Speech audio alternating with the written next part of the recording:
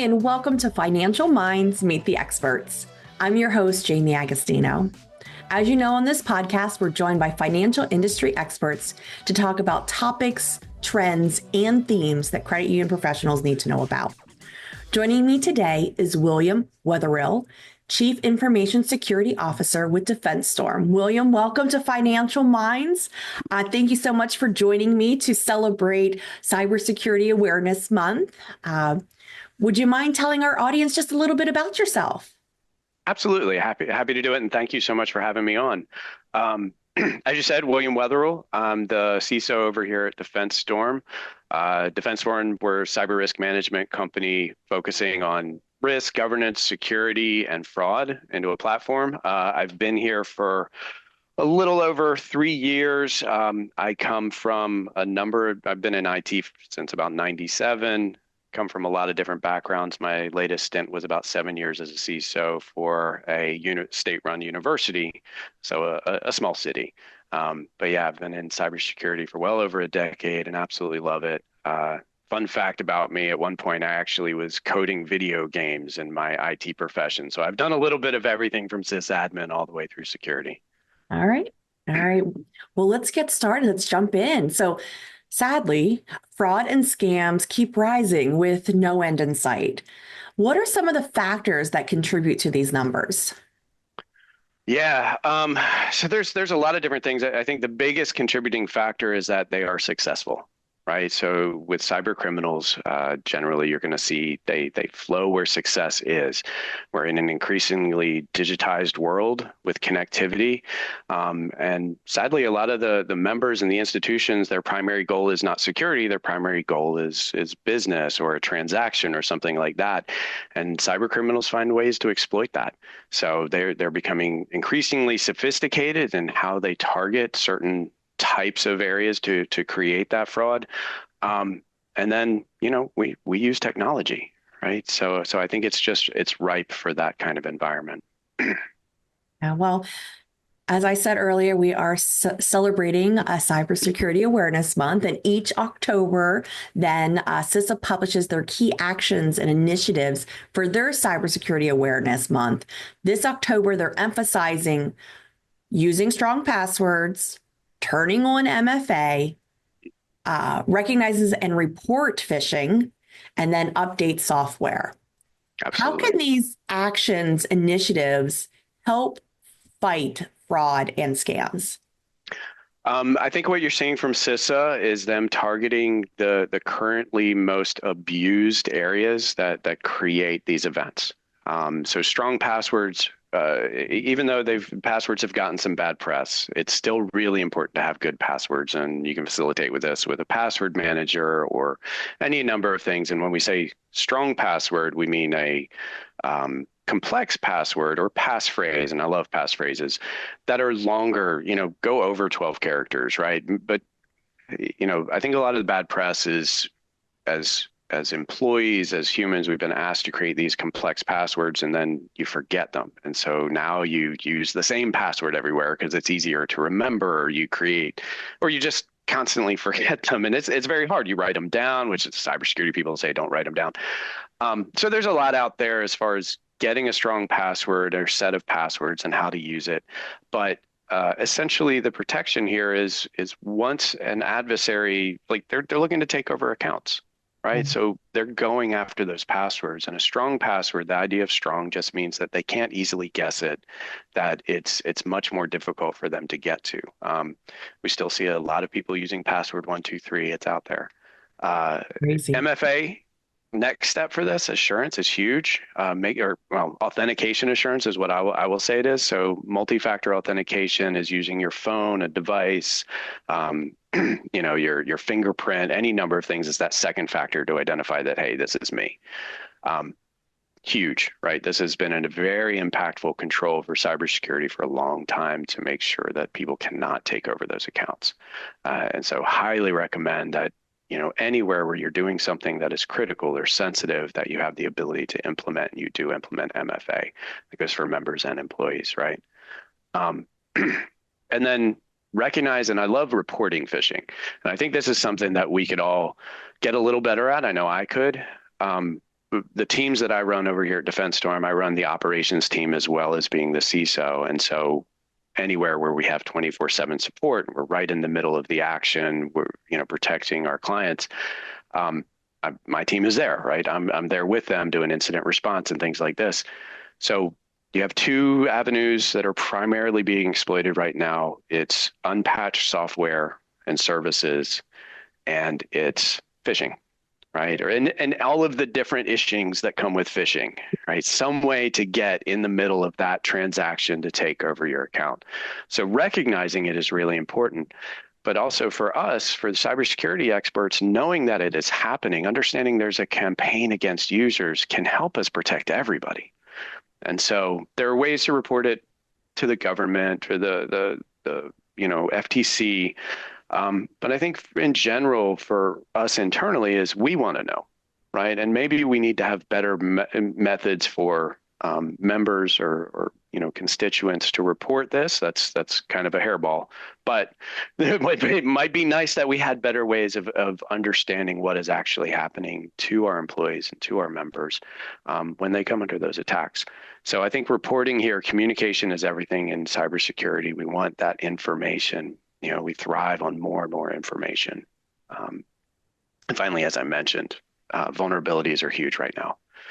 We're seeing a lot of attacks against firewalls, against any of the bastion hosts, which are hosts that have to be really hardened because they're on the outside. They're where everybody interacts with them. And this is everything from your mobile app to your website to your firewalls, like anything where the public can hit it has to be very strong against attack. But lately, there have been a number of vulnerabilities that have been, have come up through this, and they're getting exploited. And this leads to ransomware. It leads to all kinds of stuff. So having that really powerful vulnerability management program in place is incredibly important. So it's great advice from CISA. All right. Well, on top of these four, are there any additional actions you would like to add? Yeah, we live in, like I said earlier, we live in a more digitized world. So one of the problems that I'm seeing and often lead to the beginning of these attacks is information sharing, right?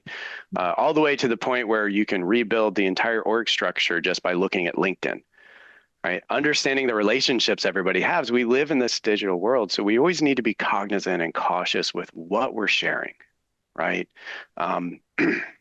Everything. Honestly, the attackers are taking this all in, right? They're building databases. We've seen it more and more. It seems weird because we were always taught that it was, the one person in the basement, but it turns out it's a business. It's a big business, right? It's a whole company, and they come to work and they have working hours and they get this data because they're trying to figure out ways to attack all of us. And so always be careful what you're sharing. And then the one more, I think, thing that you could implement that I would love to see. Phishing, a lot of fraudulent activity requires a trust be in that conversation immediately, right? So you get the email, it says, hey, you need to log into your bank account. We've seen this transaction, and that turns out to be a phish, right? If we could have people just understand that, don't trust that link, right. Verify, go to a different channel, call your bank. Right? Mm-hmm. Or email them directly, go to their site, find support, email them, say, hey, I got this. Is this real?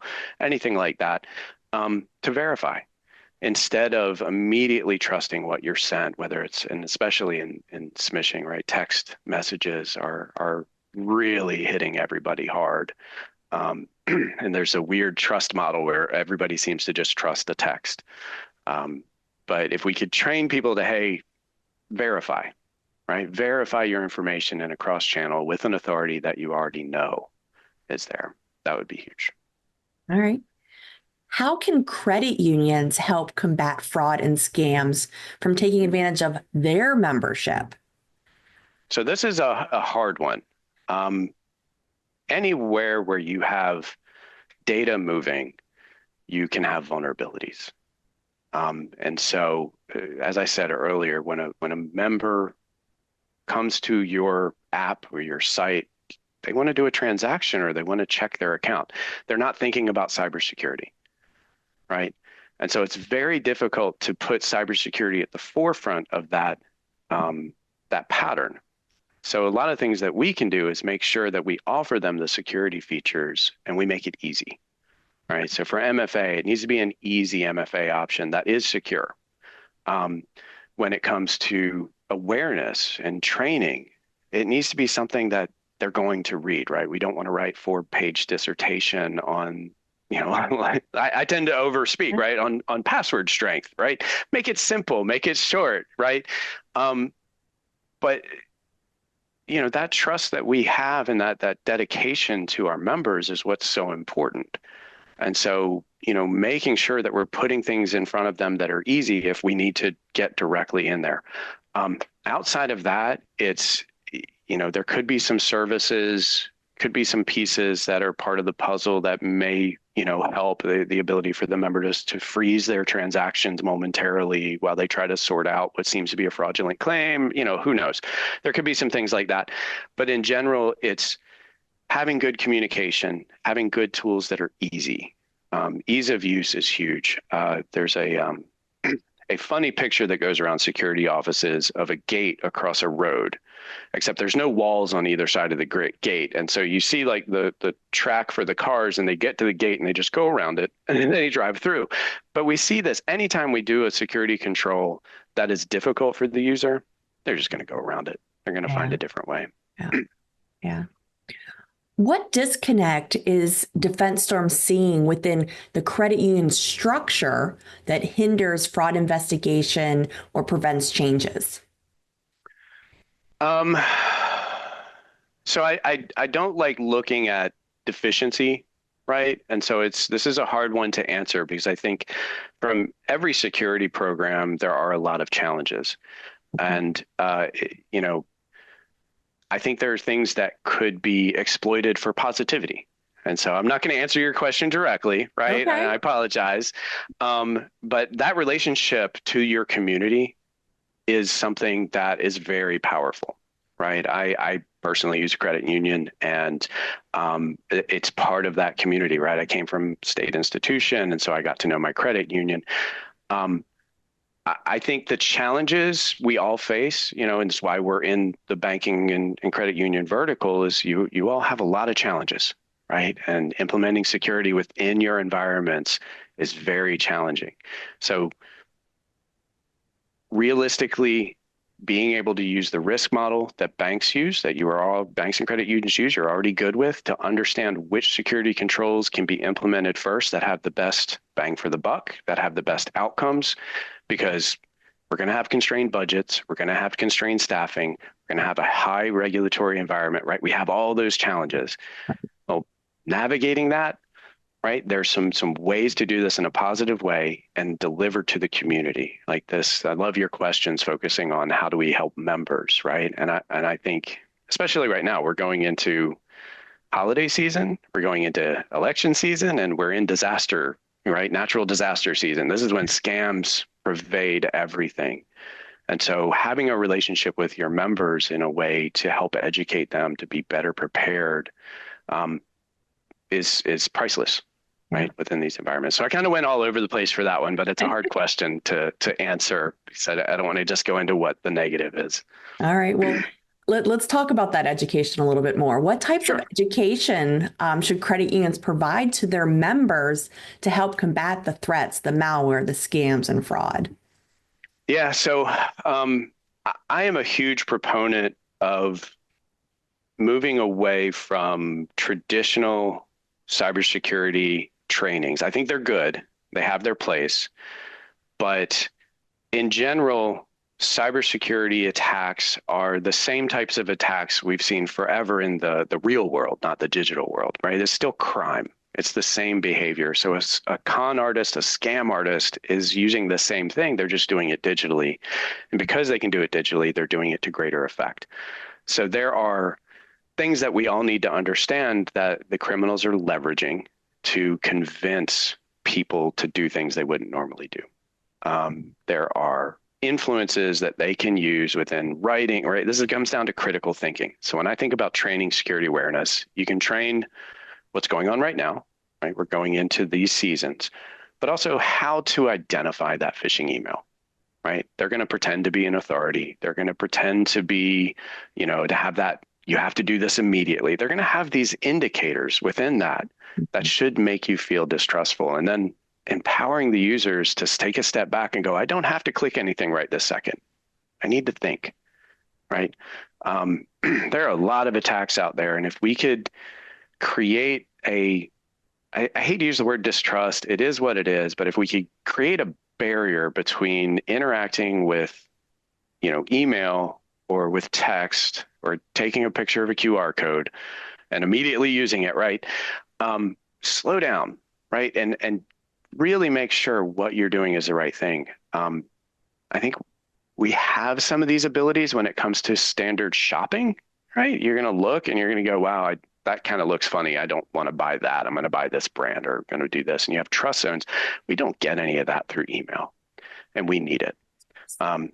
So I would say think out of the box. It's a little bit obvious. Traditional security awareness has worked us to a certain degree, but try to take it a step forward and really look at what is impacting your members and what you can talk to them about. Okay. All right, I'm going to switch gears. We're going to just dive into a little bit of malware. Financial malware is targeting banks, credit union apps. It's a global issue. Absolutely. How are financial specific malware targeting mobile apps?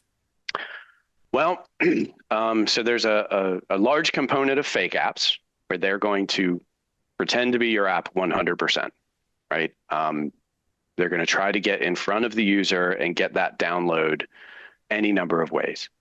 So that first one is just a fully malicious app that is pretending it looks exactly like, behaves exactly like your app, right? There are certain ways they can do this, and depending on how your app works, and I don't want to get too technical into it, it could be as simple as an overlay, right? It is actually your app, but it has an overlay in it, just like if you are familiar with ATM skimmers.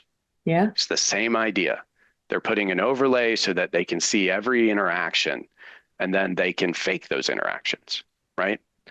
So there's a few different ways they can do it. The ones that are more out of our hands is they have the ability to load keyloggers on the devices of the member or the employee.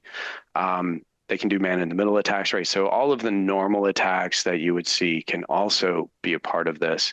And then we've seen it where they actually deploy an app that doesn't look at all like yours, right? But people still fall for this, right? And so they can just create a generic phishing app that lets them go through and do these fraudulent transactions. Yeah, there's no end, and those are just to name some ways. As long as there is a transaction happening that produces a financial outcome, scammers are going to try to get in the middle of that. All right, so you were mentioning some of the issues. So with squishing, phishing, zero-day vulnerabilities, how can a credit union protect themselves and their membership from emerging and advanced banking malware and exploits? Yeah, so there's controls that you can place in different parts of this sequence. Any attack, whether it's just a business email compromise or fraudulent transactions all the way to ransomware, is going to have a chain of steps that an attacker has to complete in order to deliver the outcome they desire.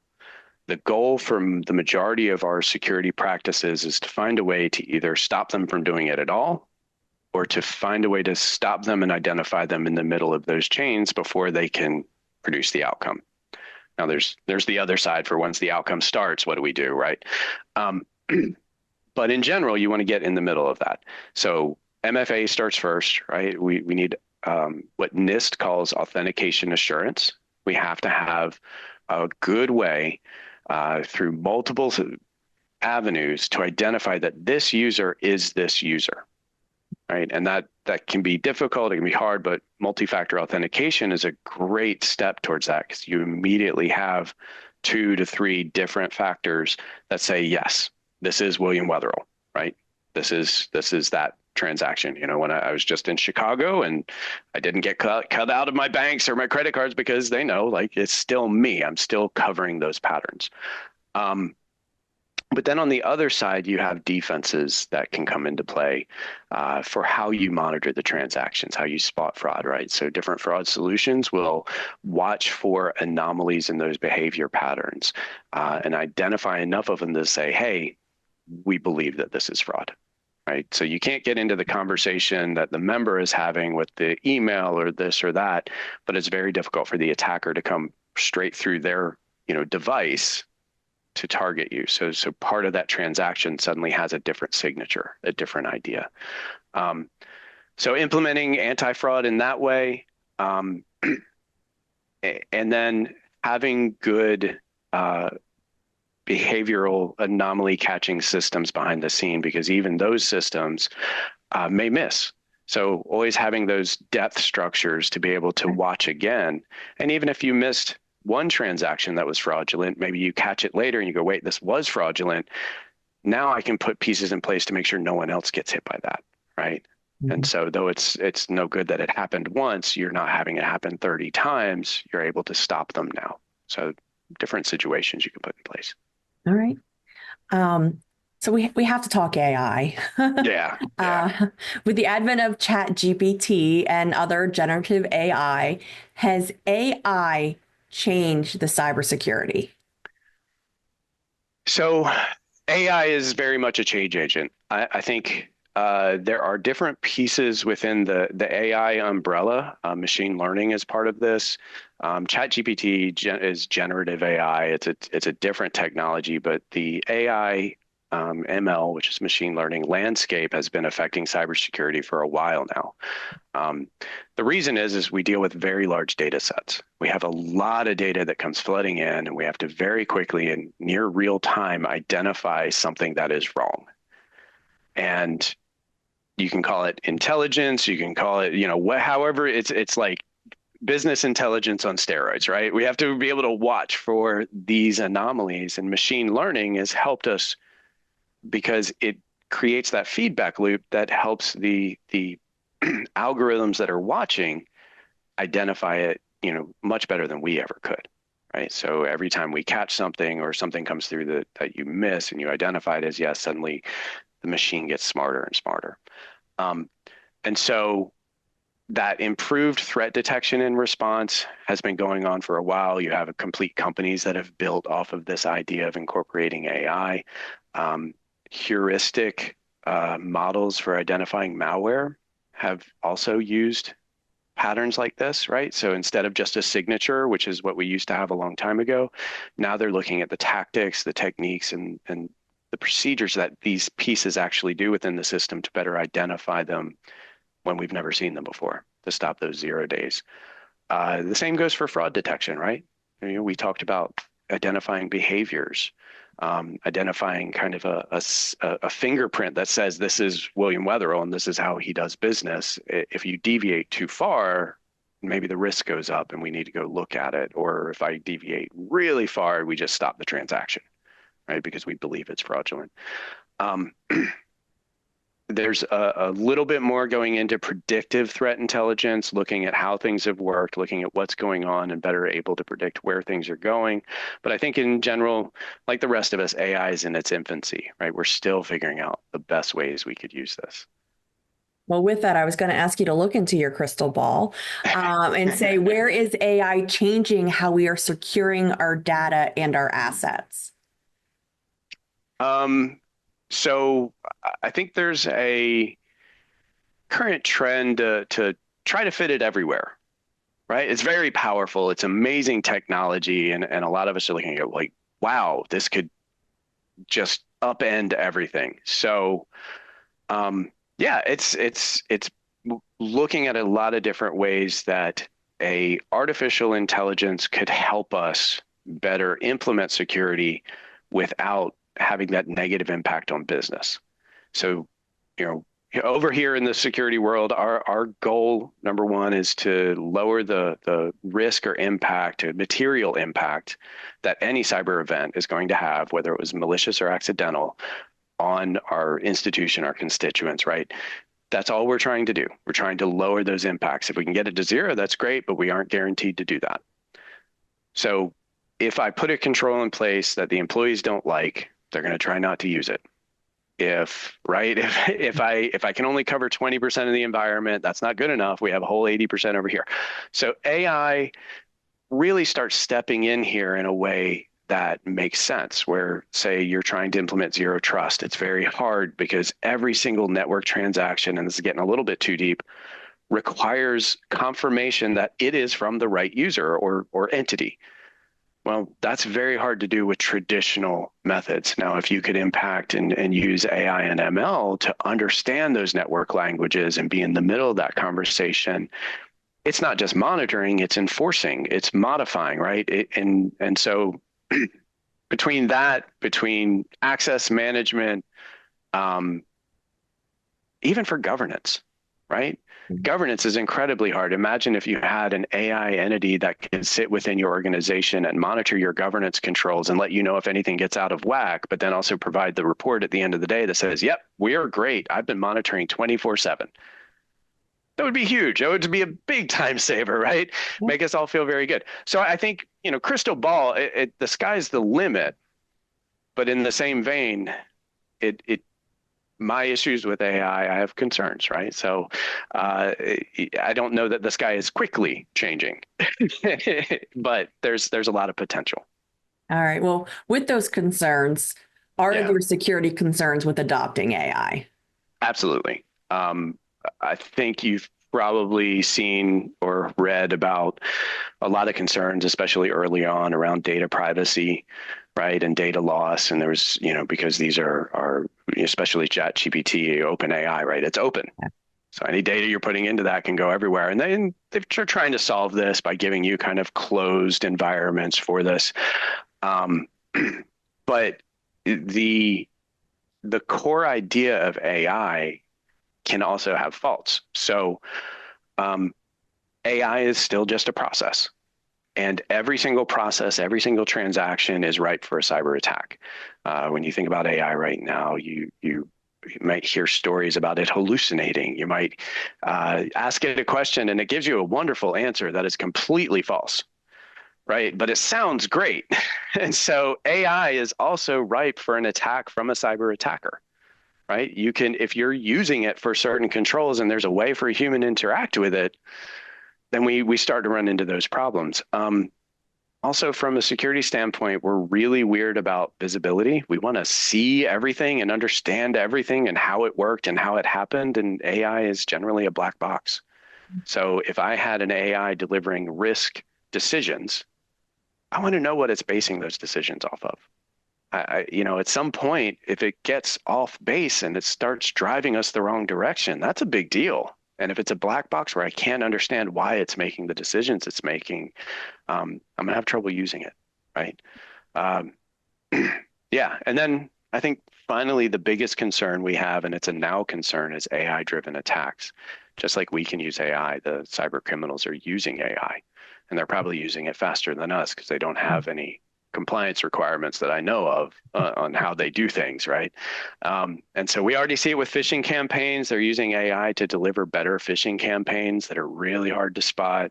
They're starting to get to know us by having the AI learn LinkedIn instead of a human, and watching every post we do on every social media so that they can either impersonate us or talk to us in a way that makes us trust them.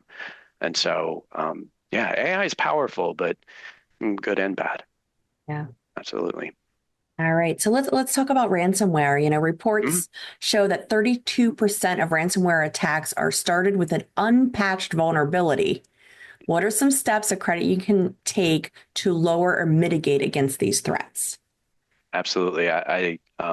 We're experiencing the same. We see the same thing within the environment. It's very much an active threat right now. So vulnerable systems are highly susceptible to attack. They're being exploited. And I think in general for ransomware, they want to be within your environment. And so exploiting a vulnerability to get into the environment instead of having to go through a user and then try to get the escalation of privilege to an administrator, there's a lot of steps they have to do on the other side. So looking at vulnerable systems is very compelling for the attacker. As far as steps, the first step I would say is make sure you have good resources. CISA, and a number of agencies will say, here are the best steps. And some of those steps may change in a timely way. So I can tell you some steps now, but it may be that in 3 months, ransomware is actually coming through this other thing, right? We have a new vector, because for a while, phishing was the biggest vector. Now it's going to be unpatched software and hardware. So right now it's leveraging vulnerabilities. So as I said way earlier, have that robust vulnerability management program to make sure you are patching the vulnerabilities systemically, and that you're doing it in a way that matches your risk profile. So when you look at those programs, understanding that a high severity vulnerability on a firewall might be critical to your organization, right? Instead of just relying on what we call CVEs, which are how we measure the criticality of a vulnerability, adapting that to your environment to go, hey, this is really important within this environment, and then delivering on that, right? It's risk. It's a risk profile where you have to understand where is the biggest risk, and leverage it there. Endpoint detection and response is huge. This is a game changer for everything. So really advanced tools that can sit on our endpoints, monitor and stop that activity from happening very quickly. As I said, there are different steps in that chain when an attacker tries to get into your environment. Mm-hmm. And anytime you can get in the way, you stop them, right? So the old methodology, the old mentality was like, all they have to do is be right once. We have to be right all the time. Well, a lot of the new tools flip that on its head and say they have to be right 100% through their entire chain of attack, and we just have to catch them at some point, right? And that will greatly decrease any impact that you possibly have. And so EDR is huge. MFA, we've talked about a lot. That's huge. For ransomware particularly, having good backup programs, so your most important data is always safe, even if you get ransomed. And then I'll go from here and say incident response, security awareness, there's a lot of tangential pieces here that really matter, because if something does happen, you want to be prepared and you want to not be in a state of panic, right? Yeah. So, absolutely. Well, thank you so much for joining me today. Do you have any final thoughts for our listeners?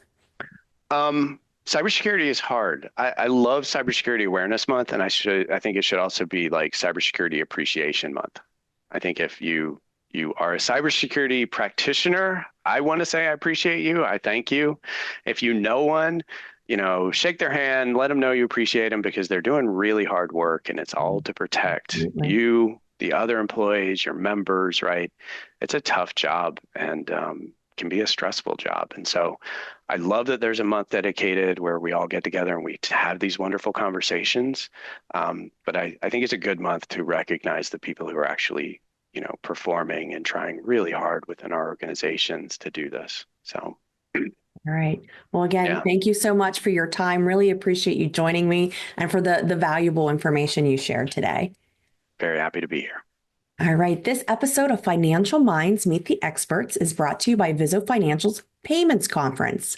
Payments don't just fuel credit unions, they fuel the world we live in. Whether that's through P2P apps or ACH transactions, cards, digital wallets, the payments domain moves fast and impacts the way we do business with members. At Vizzo Financial's virtual payments conference, we'll be uniting credit union professionals and payment industry leaders to explore the transformation of the payments arena. Join us November 5th through the 6th, 2024, as we dive into payments education.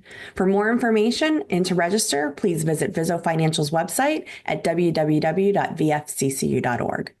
As always, thanks for listening and make it a great day.